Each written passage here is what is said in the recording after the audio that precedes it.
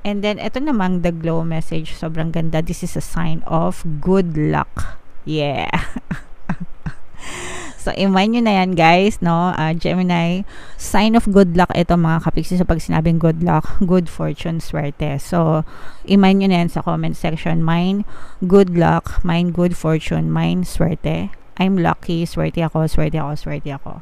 So, good fortune is approaching you. Papalapit na yung swerte. Papalapit na sa swerte station.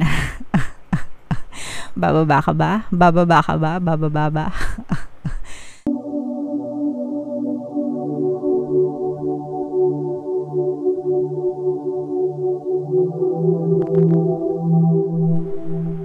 Hello guys, hello Gemini, welcome back to Pinoy Pixie Tarot. Ang pamagat ng ating episode for tonight is Oracle of the Month. Ito yung ating oracle reading monthly para ngayong October guys, para sa Gemini, Sun, Moon, Rising Sign, and Venus. Meron tayong tatlong set ng decks guys. Ito yung para sa spiritual messages nyo, life messages, and then ito naman yung para sa love life guys. Combination ng positive and negative energy, general reading lang mga kapiksi. Comment down below na lang guys kung saang message kayo naka-resonate, okay? So, unahin natin yung spiritual message for you, Gemini. Leap, you go first, the universe will catch you. So, don't be afraid to try new things, mga kapiksi, no? Kailangan magkaroon kayo ng tiwala sa sarili nyo. Have self-confidence, mga kapiksi. If there is something na gusto nyong gawin, huwag kayong matakot na gawin yung mga bagay na gusto nyong mga kapiksi. The universe always has your back. Hindi kayo pababayaan ng universe, especially guys if you're praying, nagdadasal kayo. Syempre dapat naman talaga ginagawa nyong bahagi ng buhay yung pagdadasal guys. Okay, so pray and then be confident. Trust the universe, trust the divine, and trust yourself that everything is always working out in your favor. I-comment nyo yan mga kapiksi sa baba, no? Everything is always working out in my favor. Para kapag may mga bagay na gagawin kayo, ganyan, talagang confident kayo na magiging ma-okay yung resulta para sa inyo. You are also being encouraged, mga kapiksi, ng mga gabay nyo to go out of your comfort zone. Don't be afraid, ganyan, wag matakot. Yung takot guys, it's just a state of mind. Nasa isip nyo lang siya. And it won't manifest unless bigyan nyo siya ng sapat na energy, no? So your energy goes where your attention flows, mga kapiksi. So if hindi nyo binibigyan ng attention yung inyong mga doubts and fears, they won't manifest. So, there's nothing to fear about. Wala kayong dapat katakutan, mga kapiksi. Have faith, have trust in yourself. Magiging ma-okay din yung lahat para sa'yo. Don't be afraid to try new things. Huwag matakot lumabas ng comfort zone. Huwag matakot sumubok ng mga bagong bagay. The universe always has your back.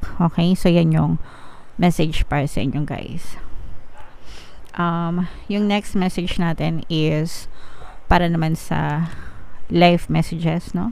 So, dito guys, bubuno tayo ng 2 cards. Tapos, titingnan natin yung message for you.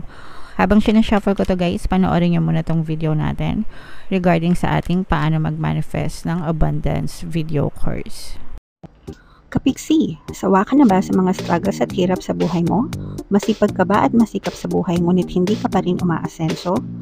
Ilang beses ka na bang nag-attempt magnegosyo at mag-invest pero palagi ka pa rin nalulugi? Sa pagkakataon na ito ay maaaring may subconscious beliefs ka na nagiging balakid sa iyong pag-unlad at pagyaman. Introducing, paano mag-manifest ng abundance video course. Dito ay matututunan mong ma-overcome ang mga balakid mo para tuluyan ka ng umunlad, umasenso, sumagana, maging matagumpay, successful at maswerte sa iyong kabuhayan, pera, trabaho, negosyo, salapi at kaperahan ng bonggang-bongga. Dali, mag-send na ng email sa pinoypixietarot@gmail.com at simulan na ang iyong pagyaman ngayon. Alright, so mag-avail ka na ng course, kapiksi. Sobrang ganda talaga niyan. Kapag natutunan yung course, guys, magbabago talaga yung takbo ng buhay nyo. And Magbibigay din ako ng free 1 pampaswerte subliminal sa lahat na mag-avail ng course, guys, until September 30. So mag-avail na kayo, guys. Sobrang ganda ng mga message para sa inyo. We have the song message and the glow message para sa inyo. So yung song, mga kapiksi, this is the energy of healing, no? Energy of healing, joy, harmony, mga kapiksi. So for some of you, if meron kayong mga problema na pinagdadaanan sa buhay, mga pagsubok, mga challenges, if kayo ay na broken hearted ganyan, or may mga tinig-tinig sa dibdib na pinagdadaanan kayo, mga kapiksi, don't worry, kasi magiging ma-okay din ang lahat para sa inyo. Malalampasan nyo rin yan. If kayo ay nakaka-resonate, mga kapiksi, pwede kayo makinig ng ating Ho'oponopono at saka self-love subliminal dito sa ating channel, no? Saktong-sakto song, diba? Subliminal song, subliminal music. Sobrang dami na lang success stories nun, guys. Talagang gagaan yung pakiramdam nyo pag pinakinggan yun. So makakatulong yun sa inyong mga emotional healing, mga kapiksi. For some of you, if meron kayong mga nais na i-express sa ibang tao, especially yung forgiveness or apology, makakatulong din yan sa healing. If feeling nyo meron kayong nagawang masama or hindi maganda sa kapwa nyo, syempre mas maganda na humingi kayo ng tawad, diba? And kung kayo naman yung nagawan ng hindi maganda, you have to extend your forgiveness to them or give your forgiveness to them, mga kapiksi. Even if hindi nyo sila nakakausap ng harap-harapan, no? Just use the power of your imagination, power of your thoughts. Magkaroon kayo ng inner conversation with that person, telling them na, I forgive you, pinapatawad na kita, hindi ko deserve masaktan. So, I'm letting you go. I'm letting you off. You're forgiven, and I'm forgetting all of the negative memories. So, in that way, mga kapiksi, napapalaya nyo yung sarili nyo sa mga emotional pain, guys. Alright? And sometimes, mga kapiksi, yung happiness, no? Although we can find our happiness through ourselves, masaya din yun if happiness is shared. Okay? So, spend your happy times with your loved ones, with your family, mga anak nyo, asawa nyo, kamag-anak nyo, magulang nyo, diba? Mas masarap. Kumbaga parang nadodoble yung kasiyahan if it's being shared with your loved ones. Alright? Okay. And then, ito namang the glow message. Sobrang ganda. This is a sign of good luck. Yeah. So, imagine nyo na yan, guys, no? Gemini, sign of good luck ito, mga kapiksi. So, pag sinabing good luck, good fortune, swerte. So, imagine nyo na yan sa comment section. Mine, good luck. Mine, good fortune. Mine, swerte. I'm lucky. Swerte ako, swerte ako, swerte ako. So, good fortune is approaching you. Papalapit na yung swerte. Papalapit na sa swerte station. Bababa ka ba? Bababa ka ba? Bababa ba? So, guys, swerte station na to, no? I-claim nyo na to, i-mine nyo na to sa comment section. Mine, swerte, para talagang ramdaman nyo yung pagpasok ng swerte sa buhay nyo. Yung mga hesitations nyo, nawawala. Yung mga bumabagabag sa inyo, yung mga nagpapabalisa sa inyo, bumabagabag, yan. They naturally disappear. Mga kapiksi, nawawala, and unti-unting napapalitan ng swerte, mga circumstances na nagiging favorable sa inyo. Mapapansin mo na gumagaan talaga yung takbo ng iyong pamumuhay, mga kapiksi. Alright?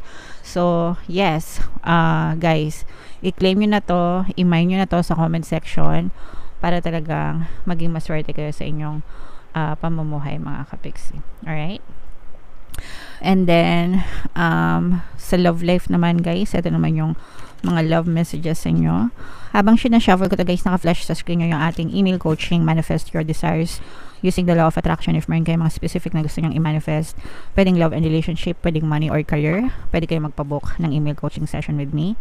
Mag-send lang kayo, guys, ng email sa pinaypixitaro@gmail.com. So, ito yung mga images ng card, guys, para sa inyong love message. Sobrang ganda, no? Unahin natin ito. Acceptance, yeah.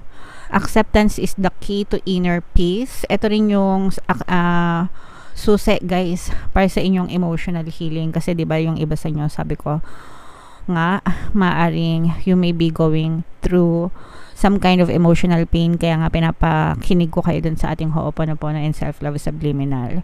So, acceptance talaga, guys. Yan yung first step. Para magkaroon kayo ng inner peace, kapayapaan, maging kalmado kayo. At times, we must accept things as they are. There is no point trying to change that which is beyond our control. So, wala na guys. Tapos na, nangyari na, no? And there are things, hindi talaga natin makakontrol yung mga bagay-bagay, guys. You have to understand that. And ang tanging makakontrol lang natin is how we perceive things in our life. Okay? So, i-accept nyo ng maluwag yung nangyayari sa inyong kalooban, sa inyong relationship ng inyong partner or specific person para magkaroon kayo ng kapayapaan. Kaya nga sabi ko sa inyo, if there are people you need to forgive, forgive them, accept them, or accept the circumstance and forgive them. Alright? Para mawala, guys, yung mga hinaing sa puso nyo, because the more na you have those negative emotions in your heart, the more na nagsasuffer kayo. And again, you don't need to suffer. Hindi mo deserve mag-suffer dahil lang sa mga negative na nangyari sa nakaraan. Okay? You don't deserve it. So, let it all go and forget it, mga kapiksi. Forgive and forget. Alright? And ito naman yung another love message. Sobrang ganda. Romance. Yay! I-mind nyo na yan sa comment, guys. No? Mine, romance.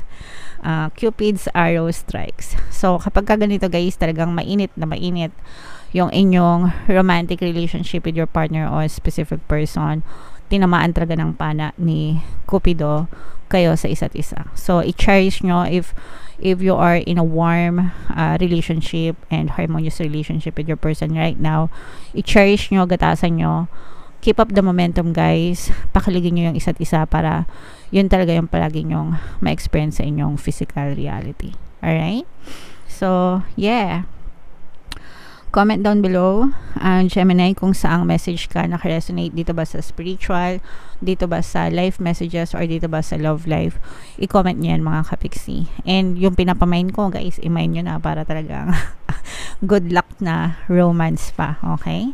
And ito yung ating 2024 pick a card kapalaran, guys. Kung hindi nyo pa napapanood, panoorin nyo na. Super nice, super ganda. And ito naman yung ating success stories ng paano mag-manifest ng abundance video course. Thank you for liking, sharing, and subscribing, mga kapiksi, and see you again next time. I love you all, guys. Have a nice day. Bye-bye.